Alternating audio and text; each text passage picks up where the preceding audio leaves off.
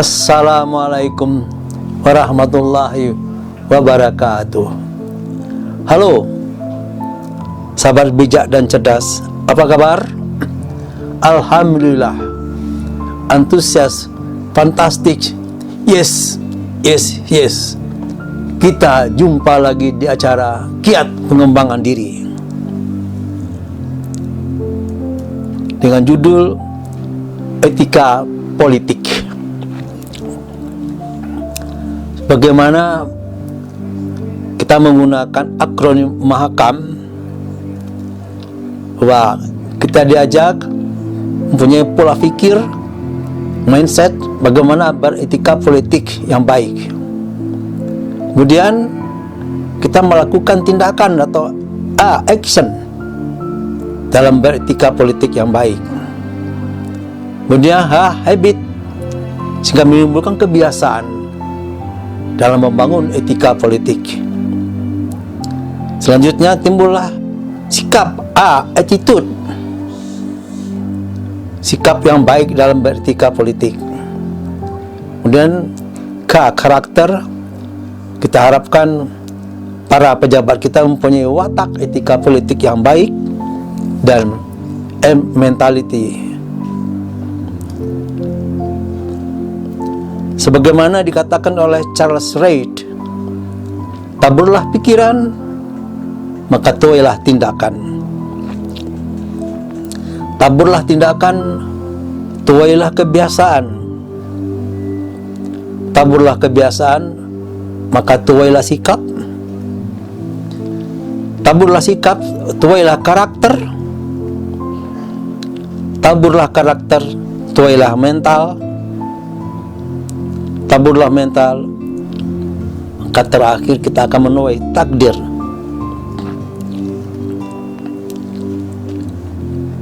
Dalam kiat pengembangan diri ini ada 15 faktor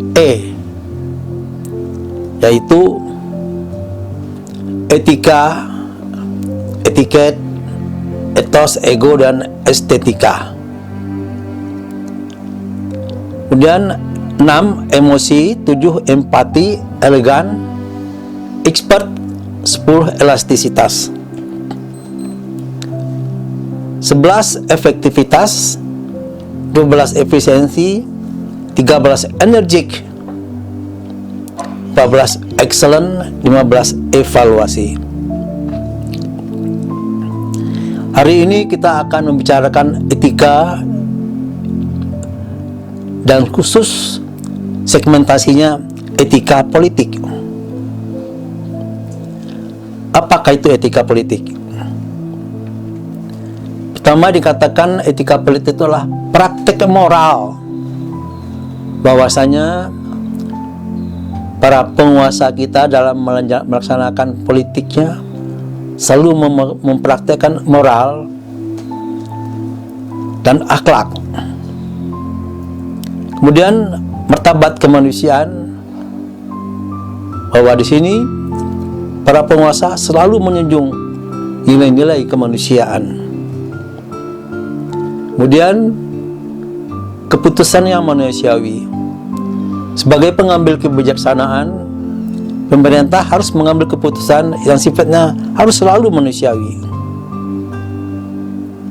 4. Tata susila berpolitik, yaitu sopan santun, moral, akhlak dalam melaksanakan politik.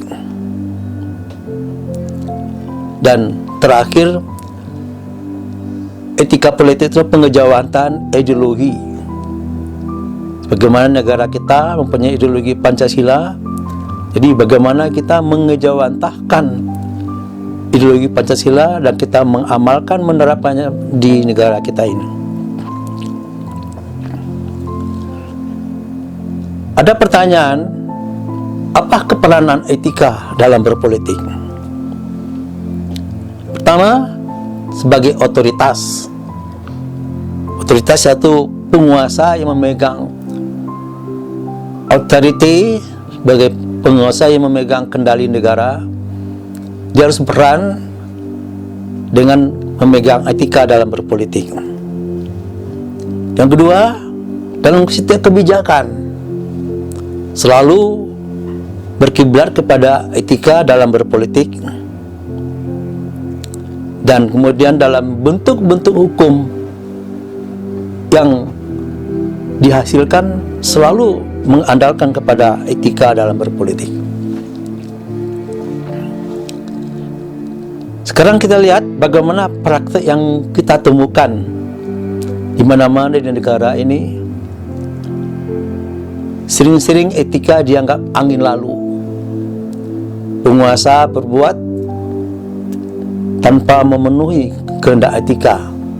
Kita lihat di zaman Hitler, dia membabat habis etikanya sehingga dia melaksanakan kekuasaan semaunya dia sendiri. Begitu juga contohnya Stalin, diktator yang pernah menguasai Rusia. Juga kita ingat Peron, diktator yang menguasai Argentina. Mereka sama sekali tidak menganggap perlu etika. Etika dianggap angin lalu. Kemudian kebanyakan para pejabat sebelum dia berkuasa selalu banyak janji, bukan memberikan bukti. Ini bukti pelanggaran dalam beretika dalam berpolitik. Kemudian pegawai negeri, kita maaf saja, pegawai negeri kita ini suka membolos ya. Jadi itu juga merupakan melanggar etika dalam berpolitik. Yang paling menyedihkan, para wakil rakyat yang selalu tidak bersih dan melaksanakan korupsi, sehingga mereka sama sekali tidak bermoral dalam melaksanakan politik mereka. Apa manfaatnya etika politik itu? Pertama, etika politik itu demi kebaikan bersama, baik bagi pemerintah, baik bagi rakyat, baik bagi negara, bahkan baik buat masa depan bangsa. Karena sekali pemerintah mengkhianati etika, dikhawatirkan generasi selanjutnya akan meneruskan pengkhianatan ini. Kemudian etika politik untuk apa?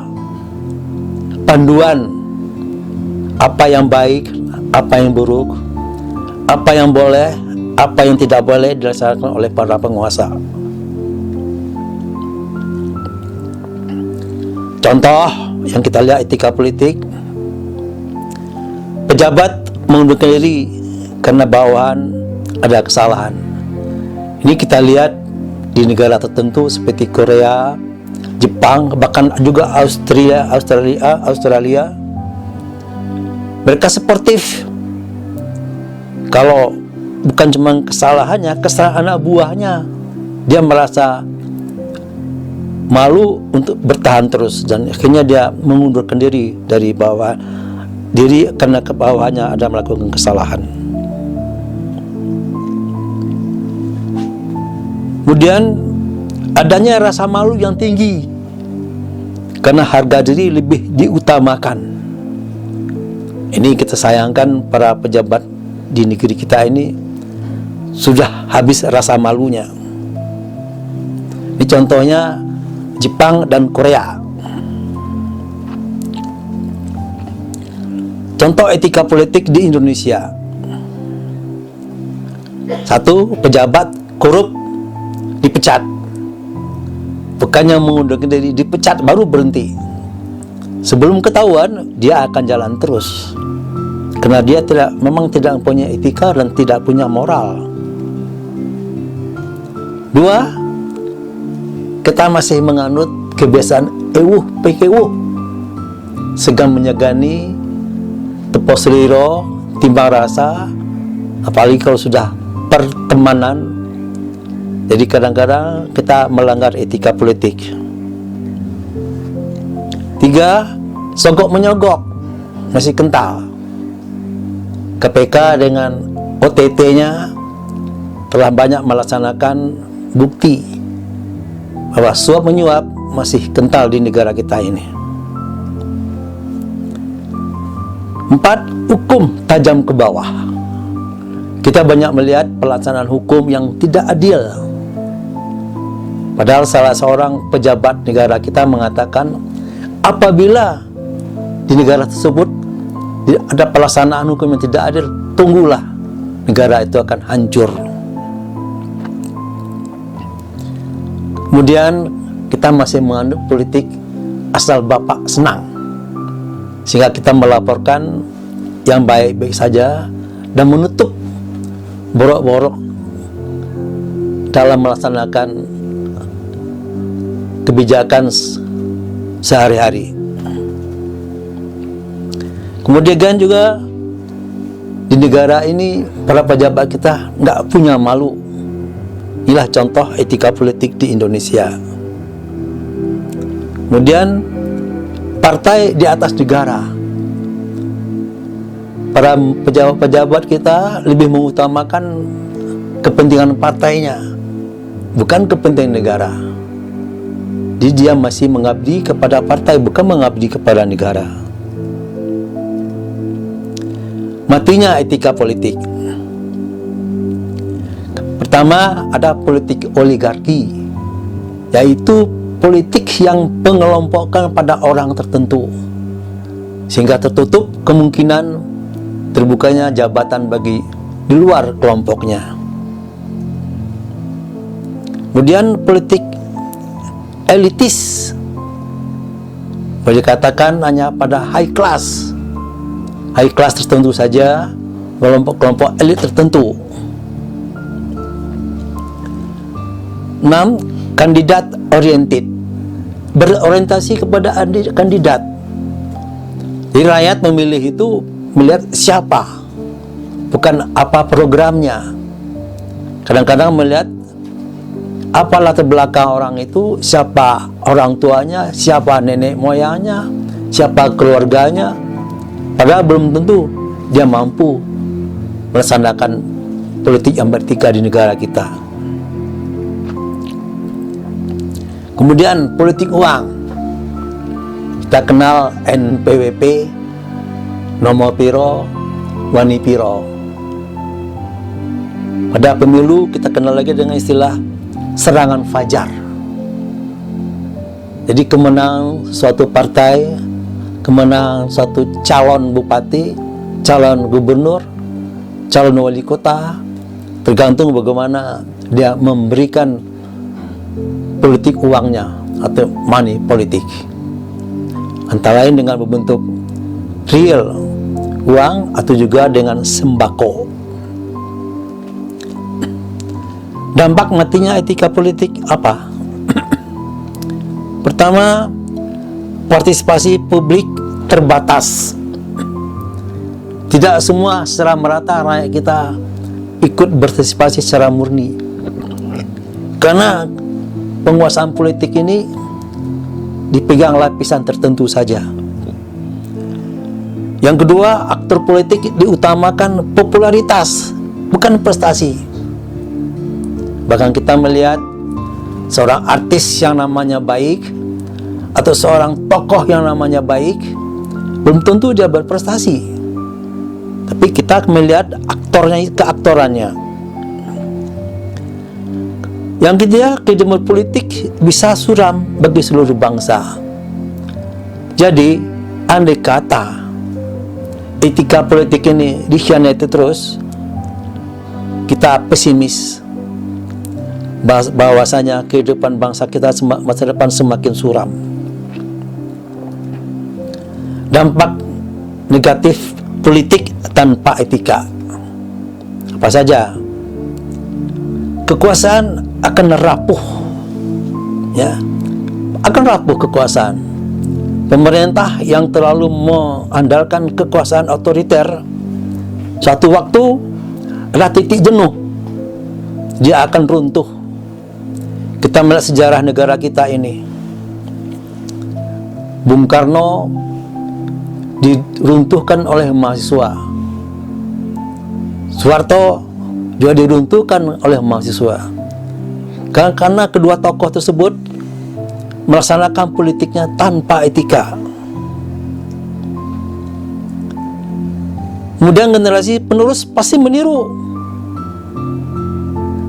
Ini sangat tragis sekali. Biasanya penguasa yang baru, dia selalu meneruskan hal-hal negatif yang dilakukan oleh penguasa yang sebelumnya. Kemudian kehidupan bangsa jadi berbahaya. Kalau ini nggak di stop, kehidupan berbangsa kita semakin carut marut.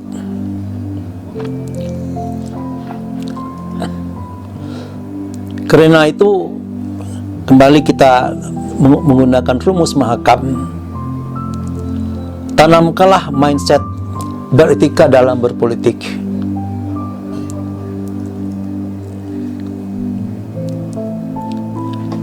Kedua, dengan pola pikir yang beretika, kita juga akan melakukan action yang beretika dalam politik. Yang ketiga, kita akan menjadi habit, kebiasaan beretika dalam berpolitik. Langkah selanjutnya, timbullah attitude, sikap beretika dalam berpolitik. 5. Kita membentuk karakter yang beretika dalam berpolitik. 6. Karena itu tekadkan mental kita beretika dalam berpolitik. Di sini kami ulangi lagi, tanamkan mindset, lakukan action, miliki habit, amalkan attitude, bentuk karakter, tekadkan mental. Tujuan beretika dalam berpolitik, pertama, agar penguasa menjadi penguasa yang bijak dan cerdas. Kedua, kita memiliki negara yang bijak dan cerdas. Bangsa, kita akan menjadi bangsa yang bijak dan cerdas. Bisakah kita bijak dan cerdas dalam berpolitik? Kita pasti bisa. Kita pasti bisa.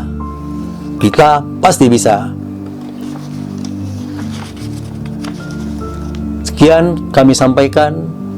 Semoga kita pahami bersama.